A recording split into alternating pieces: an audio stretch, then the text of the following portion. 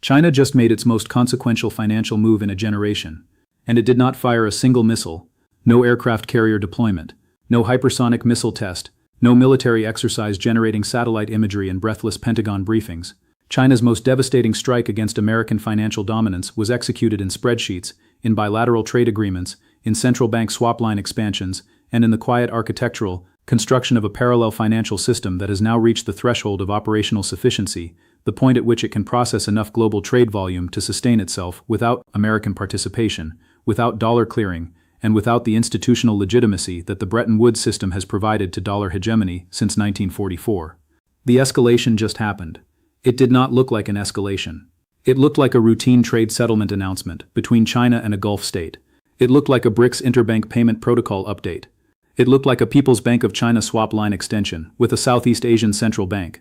Each individual announcement was described by the financial press as a minor technical development with limited systemic implications, collectively viewed as the integrated components of a decade-long strategic architecture that has been building with the patient, methodical precision of a civilization that measures its strategic horizons in centuries rather than election cycles.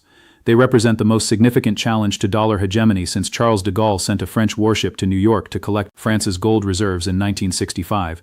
Here is the dark truth that the financial press is failing to connect. China is not trying to destroy the dollar.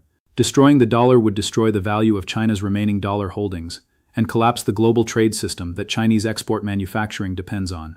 China is doing something far more strategically sophisticated and far more financially dangerous to American power. China is building the infrastructure that makes the dollar optional, not worthless, optional, and optional is infinitely more dangerous than worthless because it is achievable, because it is already partially operational, and because the transition from mandatory to optional does not happen in a single dramatic moment that generates the political response it deserves. It happens gradually, then suddenly, in the specific pattern that every reserve currency transition in history has followed, and by the time the suddenly arrives, the gradually has already made the outcome irreversible. Let's establish the specific components of China's silent dollar campaign with the architectural precision that reveals why this escalation is different from every previous challenge to dollar hegemony. Because previous challengers, the euro in the late 1990s, the SDR proposals of the 2000s, Russia's various de-dollarization announcements, attempted to replace the dollar with a single alternative. China is not attempting replacement.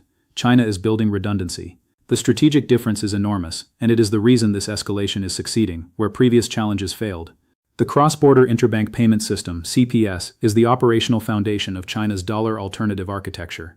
Launched in 2015 with 19 participating banks, CPS now processes transactions for over 1,400 financial institutions across 109 countries.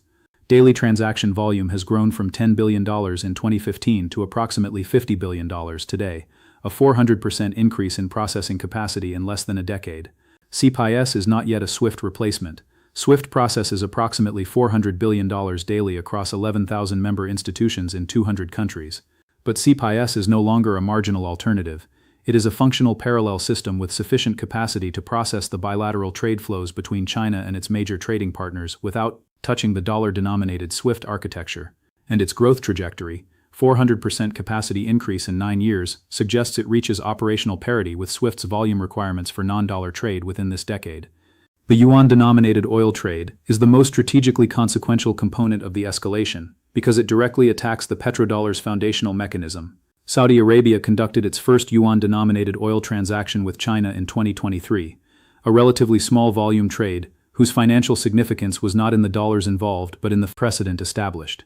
The UAE has expanded yuan oil settlement to represent approximately 10% of its China-bound crude exports. Russia, following the 2022 sanctions that eliminated its dollar and euro access, now conducts over 70% of its China trade in yuan and rubles combined. Iraq has announced plans to settle Chinese oil purchases in yuan. The petrodollar's mechanism that every nation needing oil needs dollars, creating structural global dollar demand that supports American deficit financing, is being dismantled, transaction by transaction, percentage point by percentage point, in a process that has no dramatic single moment but has an unmistakable directional momentum. The People's Bank of China swap line network is the hidden financial architecture that makes all of this operationally sustainable. The PBOC has established bilateral currency swap lines with 40 central banks representing combined economies of over $30 trillion in GDP. These swap lines allow trading partners to conduct yuan-denominated transactions without needing to hold permanent yuan reserves. they can access yuan liquidity through the swap line for specific transactions and return it afterward. This mechanism elegantly solves the chicken and egg problem that has historically prevented challenger currencies from displacing incumbents. Countries do not need to hold yuan to use yuan. They access it when needed through the swap line infrastructure. The adoption barrier that protected dollar hegemony for decades, that using dollars is convenient because everyone uses dollars and everyone uses dollars because it is convenient, has been engineered around by a swap line architecture that makes yuan use operationally feasible without requiring the network effects that the dollar has accumulated over 80 years. Now examine the gold accumulation component because it is the one that mainstream financial analysis most systematically underestimates. The People's Bank of China has officially reported gold reserves of approximately 2,235 tons, making China the sixth largest official gold holder globally. Every serious analyst of Chinese monetary policy believes this number is substantially understated. China does not report gold purchases made through sovereign wealth funds, state-owned enterprise channels, or the opaque network of offshore financial vehicles that the Chinese state uses for strategic asset accumulation. Independent estimates of China's actual gold holdings range from 4,000 to 6,000 tons, potentially making China the second or third largest gold holder on Earth. This gold accumulation is not an investment strategy. It is the reserve asset foundation for a yuan internationalization that eventually rests on something harder than the full faith and credit of a government running a $2 trillion annual deficit. China is not building a gold standard. It is building the credibility foundation that would allow a partially gold-backed yuan to compete with the dollar in a world where the dollar's credibility is being systematically questioned by its own issuers' fiscal behavior. The pattern of a rising economic power systematically building the financial infrastructure that makes the incumbent reserve currency optional, while the incumbent power mistakes the gradual process for a series of isolated technical developments, rather than a unified strategic campaign, is the most precisely documented pattern in the entire history of reserve currency transitions. It has occurred twice in the modern financial era with sufficient documentation to establish the mechanism in detail, and both previous occurrences produced outcomes that the incumbent power did not recognize as inevitable until the transition was essentially complete. Study the period between 1914 and 1944 with specific attention to the dollar's displacement of sterling as the world's primary reserve currency.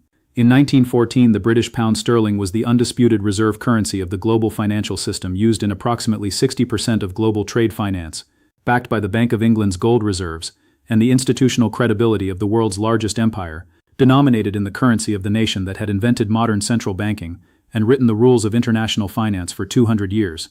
The dollar's displacement of sterling did not happen in 1944 at Bretton Woods. Bretton Woods formalized a transition that had been structurally underway since 1914. The United States spent those 30 years building the infrastructure that made the dollar not better than sterling, but more available than sterling, expanding Federal Reserve correspondent banking relationships globally, developing New York's capital markets to rival London's, accumulating gold reserves that made dollar backing more credible than sterling backing, as Britain's war debts mounted, and establishing bilateral trade finance relationships that gave American exporters and importers alternatives to sterling denomination. Britain did not lose the reserve currency status because it made strategic mistakes. It lost it because America built the redundancy that made sterling optional for a growing share of global trade, quietly, systematically, over 3 decades, while Britain was focused on the immediate pressures of 2 world wars, imperial management, and post-war reconstruction. By the time the suddenly of Bretton Woods arrived, the gradually of 3 decades of American financial infrastructure construction had already determined the outcome. The conference formalized the verdict. It did not create it. China is executing the identical strategy against the dollar with a 21st century toolkit and a civilization-scale patience that 30-year strategic timeframes do not challenge. The CIPS expansion, the Yuan oil settlements, the PBOC swap line network, the gold accumulation, the BRICS payment architecture. Each component individually appears as a minor technical development.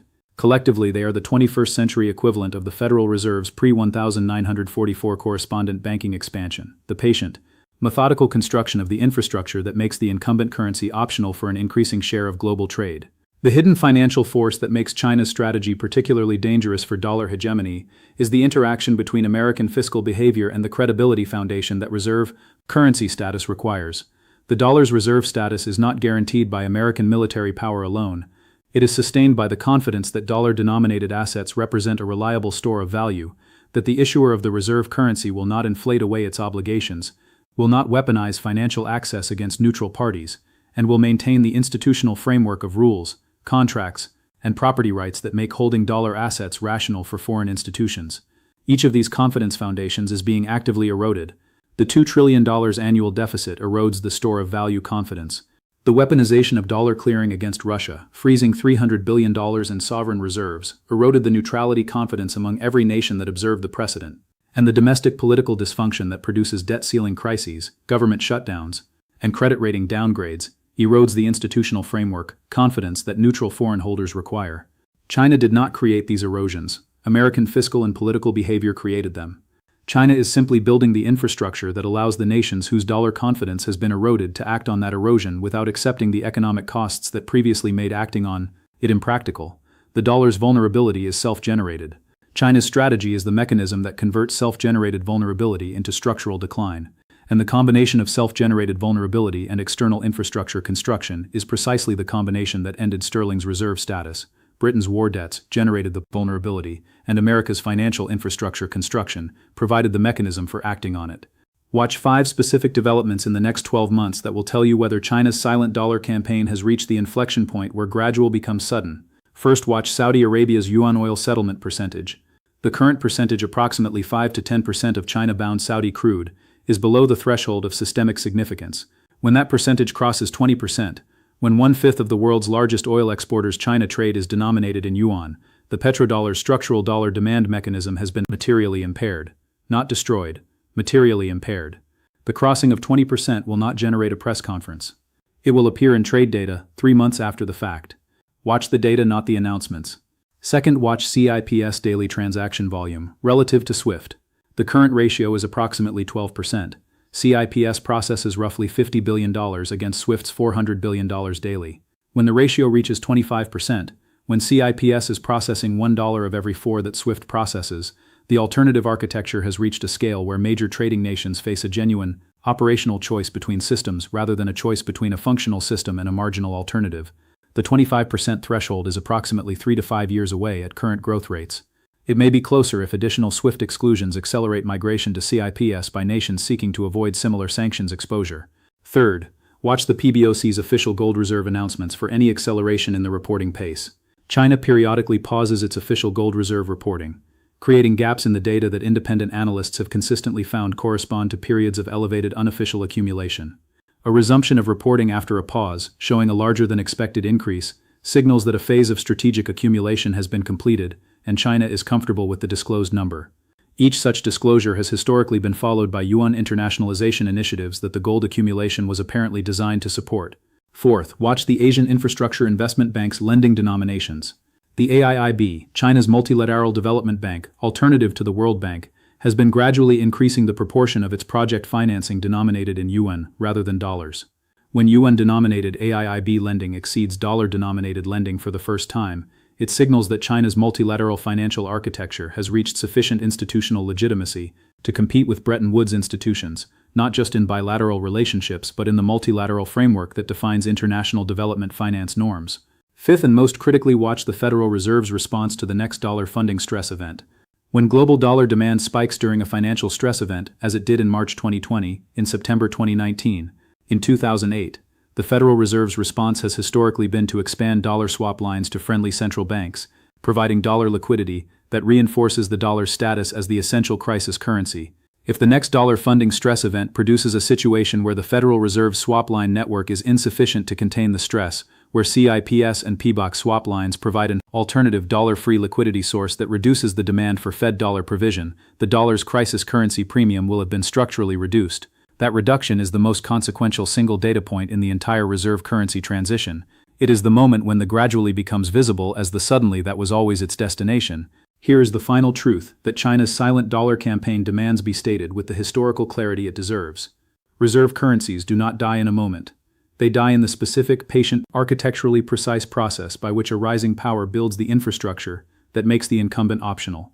Transaction by transaction, swap line by swap line, gold ton by gold ton, until the threshold of operational sufficiency is crossed, and the incumbent discovers that the system it has been defending is no longer the only system available to the world. It was built to dominate. The dollar is not dying. The dollar's monopoly is dying. And the monopoly's death and the currency's death are separated by a period of managed decline that looks manageable until the moment it does not. That moment has a specific financial signature. It appears in oil settlement percentages, in payment system volume ratios, in gold reserve disclosures, and in the quiet lending denominations of multilateral development banks that most people have never heard of. The signature is forming now. Not dramatically, not suddenly, with the patient, methodical, civilizational precision of a power that has been planning this for decades and does not need it to happen quickly. Only inevitably. The escalation is silent. The consequences will not be.